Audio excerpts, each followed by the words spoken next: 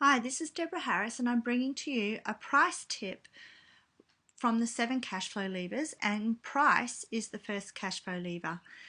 Price actually helps you generate enough revenue to come through your door so that you've actually got a profitable business.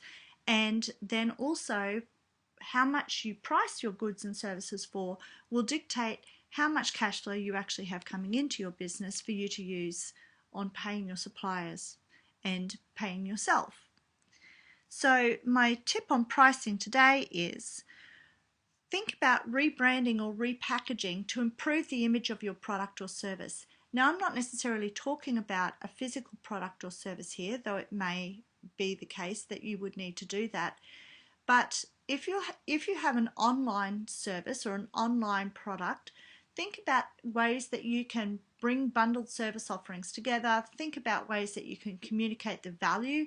Think about how the image is that it appears to your customer.